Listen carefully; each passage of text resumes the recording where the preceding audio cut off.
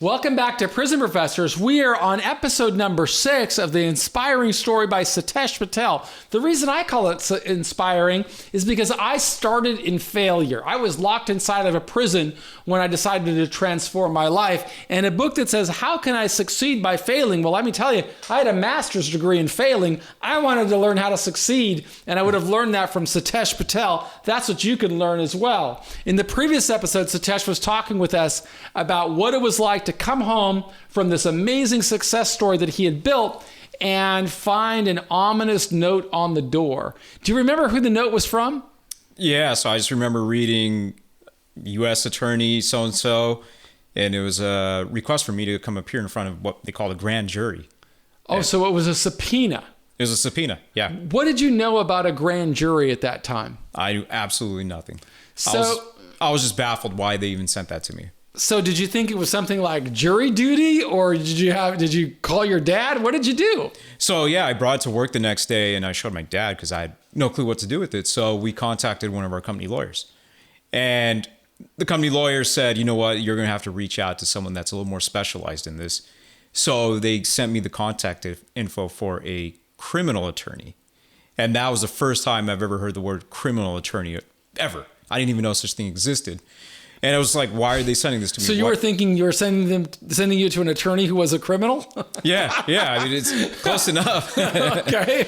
But yeah, it was just, I had no idea why my regular attorney couldn't handle it, and like what this was all about and so forth. You know, why are they contacting me? I didn't do anything wrong. So you have a corporate attorney that's on retainer that's available for your company, probably looking over contracts and big acquisitions or real estate or employment law, things of that nature. Is that right? Right. Yeah. And now he's telling you need to hire an attorney that specializes in criminal law, correct? Correct. Which means there's going to be a pretty hefty price tag along with that recommendation. Do you remember what it cost you? I forget what the hourly was, $300-$400 an hour. But I mean, you know, it was a retainer. So we had to retain him. So it was cash up front. Mm-hmm. And then every single hour we were going to get a bill. And then, you know, if the guy drove, I had to pay for his gas. If he ate, I had to pay for his food. It was every single thing that the guy did, I had to pay for. So you're learning some of the costs that come with an initial government investigation. And do you recall what it was like to have to go and sit for the grand jury, or did you get that quashed? Right. So what ended up happening was, after multiple conversations between my lawyer and the U.S. attorney, they agreed to send someone from the company just to go over documents. Right. So I ended up not going. It was just a company representative. Okay. And so what was the fallout from that initial, I guess you'd say, reaching out from the Department of Justice to want to speak with you? What transpired from that initial letter? So I thought, once, you know, everything was said and done, I thought it was all good. I thought we were done and that was going to be it. So I was like, okay, well, I guess they just needed some documents, provided that, got them that, and here we are. We're all said and done, and just go on life as usual. Did you learn that you had a misperception of what was happening and what taking place? I did, later down the line. Tell us about that and how long it took before you started to learn there's a little bit more than just wanting to look over documents. Yeah. So in 2015 at the start, I had another lawyer that came over, and he was actually representing us just in different aspects. But he received a letter from the United States government, and it was basically what they call a target letter, saying that I was a subject, I was a target of an investigation going on right now with the United States of America. And it was related to some clients of mine that were, you know, who I kind of called partners, or, you know, really close with. We were not just did a lot of business together, we were friends. You know, it's like I knew their families and so forth. So I was just really taken back as to why, you know, I'm a target, why we're a target, what we did wrong. So that's an important lesson for anybody who's new to this concept of government investigations in white-collar crime. The government will frequently announce, hey, there's an investigation going on, and they're going to look at people in one of three ways, as either being a witness to an investigation, a subject to an investigation, or a target to an investigation. But when the federal government says that you're a target investigation, you can be sure that a criminal charge or an indictment by a grand jury is going to follow. And so it's really important to learn from leaders like Sitesh Patel, well, what steps follow? What should I expect if this happens to me?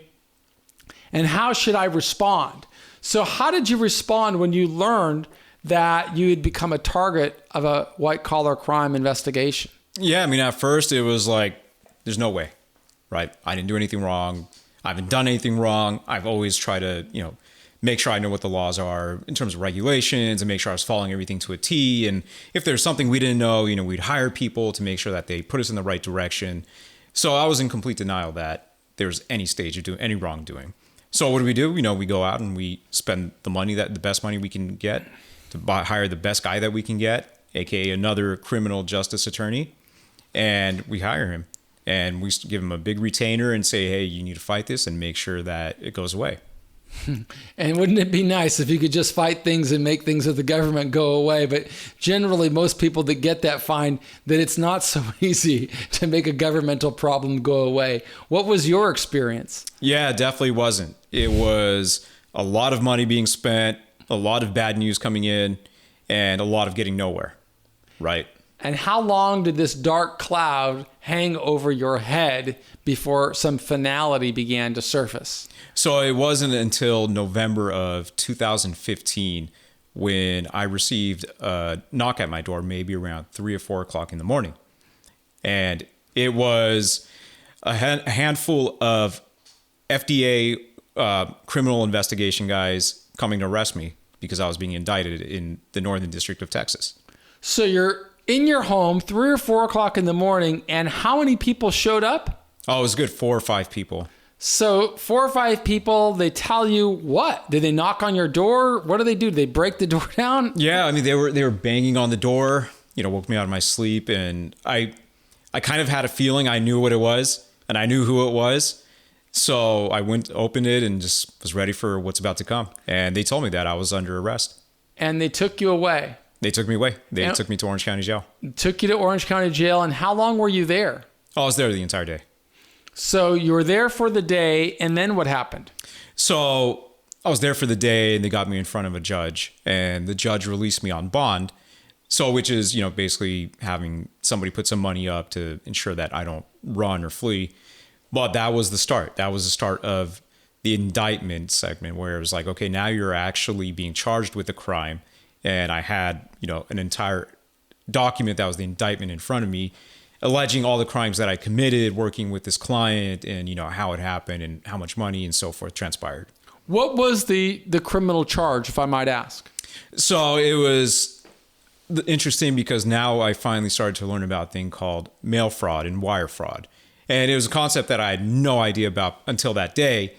But if you have something cross state lines and someone pays for you, whether it's a wire transfer or through a check in the mail, guess what? It's going to be wire or mail fraud. So I was getting hit with several fraud charges, and it was through a range of several dates and several counts. And do you know the exposure that criminal charge, what were you facing? So, I mean, some of these charges carried, up to 20 years in prison with significant fines. So it's really hard for a non-criminogenic person to contemplate what does it mean to be facing multiple decades in prison. And as Sitesh just told us, it's hard to understand even what the concept of mail fraud or wire fraud is. But many people in business make decisions every single day, as Sitesh did, believing that they're in total compliance with regulations and laws, yet those decisions can expose them to significant expenses with regard to costs for attorney fees, as well as the cost of potentially loss of liberty. And in the next episode, we're going to hear from Sitesh how that investigation unfolded for him. It began in what year? In 2015. So it began in 15, and the indictment happened in what year? In November of 2015. So that was what was that span of months? You said it started in January? It started in January, so yeah, 11 months. So 11 months and probably hundreds of thousands of dollars in legal fees. Yep. And then you find out that your liberty's on the line. We're going to hear how Sitesh dealt with it. And as you can surmise from the title of his book, Succeed by Failing, what he didn't do is give up. Instead, He invested in personal development and came out stronger than ever before.